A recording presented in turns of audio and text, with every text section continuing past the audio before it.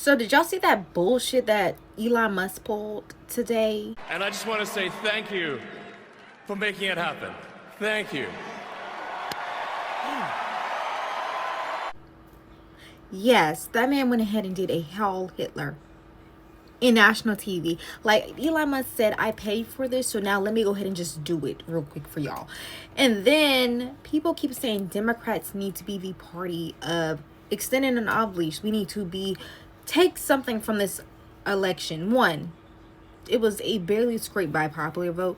Two, did you not see what Marjorie Taylor Greene just said recently? Steve, there's no unity. No, absolutely not. No, these people would line us up in front of a firing squad and kill us if they could. We know exactly who the Democrats are. Their mask is off. Joe Biden pardoned his entire family. He pardoned General Milley. He pardoned Anthony Fauci. He pardoned the J6 committee members, and he pardoned Capitol police officers that turned against everyone. And so this is not unity. Let me spell this out really clear.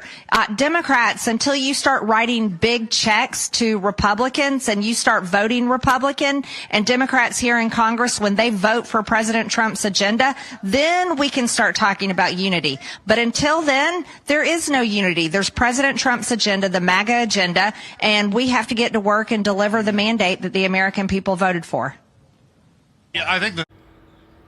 Now, did that sound very unanimous? Does that sound like she's trying to make us be harmony? She's asking for, basically, if you want us to be friends, give me some money. No, I'm sorry, but I'm not a hostage.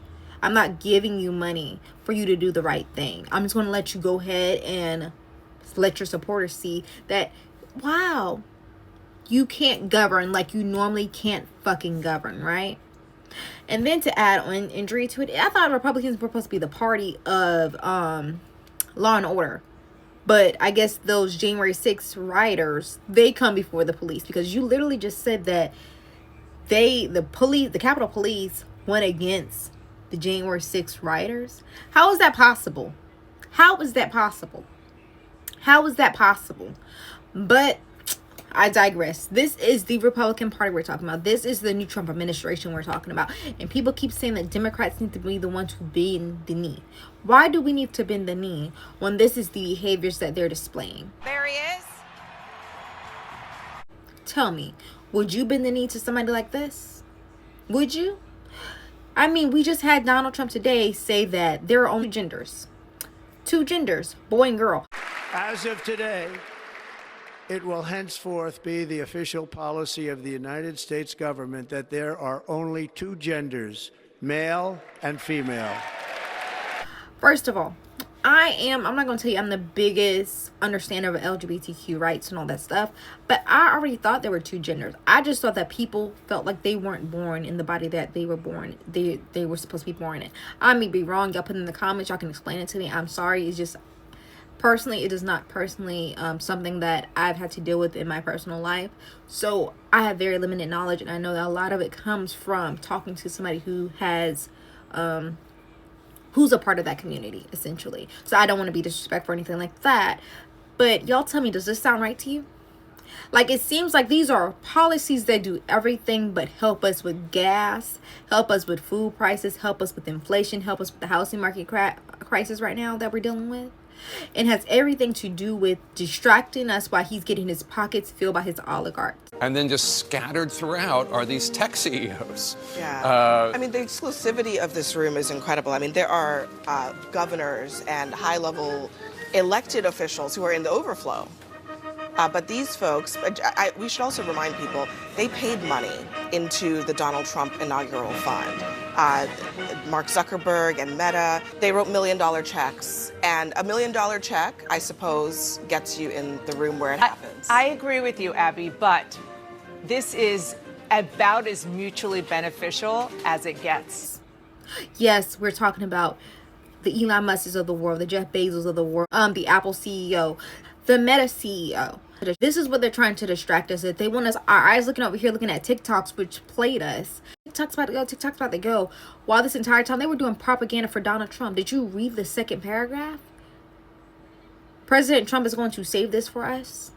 When we all know, if you look at The Weeknd, they explained it perfectly. The people are being manipulated here. Let's be very clear. The law did not require that TikTok goes away and they pop this message up. The law required that if they did not divest, any company that kept them on the platform, i.e. in the App Store, would be fined, which would amount to billions of dollars per user, which ends up billions of dollars writ large, and that TikTok would still be available. You'd still be able to use it, but any updates would not be available because the app would no longer be in the App Store. So therefore, if you didn't already have TikTok on your phone, you wouldn't be able to access it. What the company TikTok has done is manipulate the American people and the situation to say that, oh, we're banned. Hopefully Donald Trump can do something for us. And it did not require that they be banned. They're doing this to manipulate the American people. But the reality of it is he's sitting next to the president tomorrow. Right?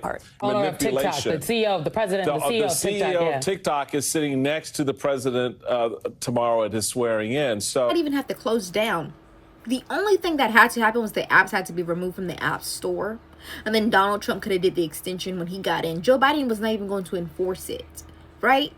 But you did the entire stunt of taking it down. And I think, not trying to start conspiracy theories, the real reason why they did that was because they knew that this was a way of doing some propaganda for Donald Trump. And what does Trump like to do? Trump likes people to like him.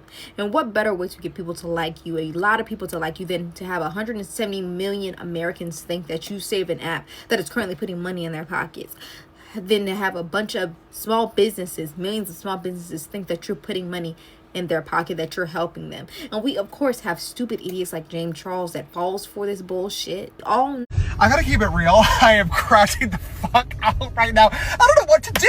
Oh my god. I've already opened and closed the app probably 6 times already just to keep getting the same stupid warning message. Oh my god. Like, this just this is so dystopian. First of all, I feel pathetic that I am freaking out like this over an application being unavailable on my phone, but also, like, this has been a massive part of our life for the last 6 years, and normally when something happens, I would get on TikTok and start complaining, and I can't even do that. I feel like disconnected. I feel cut off from the world and my community. This is crazy. This is fucking crazy. God, and I can't, like, now I'm rooting for Trump? Ew! God, like, make America fucking great again, I guess. God. But of course, we can't just stay there. We also have to deal with the fact that we have black people from the black community grifting and giving our culture, lending our culture, our likeness to Donald Trump. Like, I love the little sermon that we got earlier today.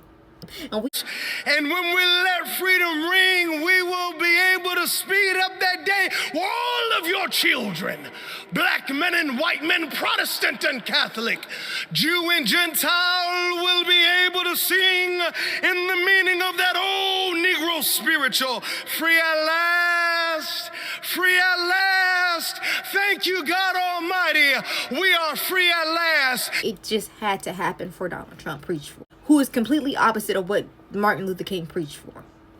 Because, I mean, I'm all for a colorblind society, except for the fact that we all know that it's just not factually going to happen, because there's unfortunately prejudice and bias and implicit bias, and it's a lot of things that people don't want to unfortunately deal with. But of course, we're just going to act like that does not exist here in America. We're just going to act like we're blind to the fact that these are things that we have to deal with. Right. And then to add insult to injury, we have Nelly Snoop Dogg's tap dancing for Donald Trump. Like, Snoop Dogg, isn't this you? Of course. So ain't nobody gonna perform for Donald Trump, huh? Which one of you jigaboo ass niggas gonna be the first one to do it? I'm waiting. I'm gonna roast the fuck out one of you Uncle Tom ass niggas for doing it. Which one of you niggas gonna do it first? Osby's the one that performs for himself. Wasn't this you? Completely politics real quick. Now, we all hate. I apologize. Nah, I really don't apologize, man, because a lot of my fans get mad at me when I talk bad about him. But I don't. I think it's safe to say most people in our culture do not. Well, rock you need with to Donald know Trump. that. You need to know that a lot of your fans is racist. Ain't no See, fuck around. Don't even try to put no. I don't even want to put anything around. I it, do. I don't give a. I tell them straight up, mother. If you like that racist, you in him. Now what? All right. Draw the line, nigga. He drew the lines. Exactly. He drew the lines. Before him, there were no lines. Everybody was everybody. We respected everything. We didn't trip. But nigga, when you drew the line and start pointing out and singing, Yeah, that's how I feel. you and them. If you're just tuning in, we're talking Kanye about Donald too. Don't forget about him too. Fuck you too. Now tell me, what changed? It had to be a check. I mean, if it's that, we black people understand the color green. We understand green. We know blue and red. We know black and white. But we can also understand green. So if it was just the green, let us know. But don't let us think that you're lending our culture, trying to big up a person that you literally said all these negative things about. That the black community understands that, let's say he does go through with giving police full immunity. What are you going to say then? When it's our black and brown boys and girls, young women and men that are being slain. Because we all remember what happened with Donald Trump. We already see what Elon Musk did in the beginning of this video. We all remember what happened with Charlottesville, and which led to George Floyd. Are we really trying to go that far back? Because they said they wanted to go back 300 years. Are you going to aid them with that? Are you on Martin Luther King Day? Are you serious? Like, come on, let's have some decorum. And Rick Ross, she was all Drake, he's a white boy this, white boy that. And you were up here tap dancing for Donald Trump, who would mind you.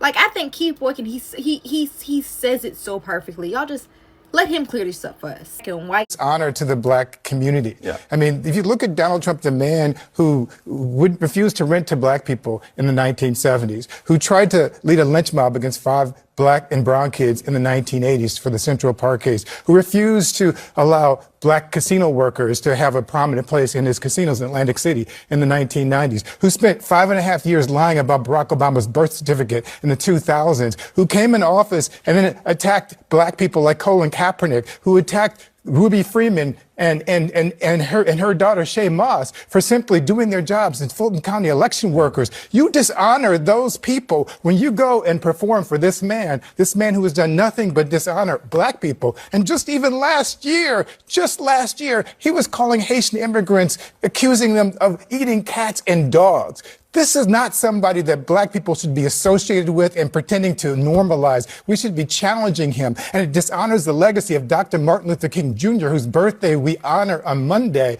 to celebrate this man. Y'all tell me how y'all feel about this today. I'm going to start being more consistent with my content and everything like that. So I hope y'all would, subscribe, stay. Let's make a community, because I really feel like right now we're really going to need to be bear witnessing to what's happening. When you don't bear witness, you allow for bills to get passed that, one, you don't even know are passed, and then you get stopped by the police and you're like, oh, junk. Like the Lincoln Rally Act that was just passed literally a couple seconds ago while I'm recording this video.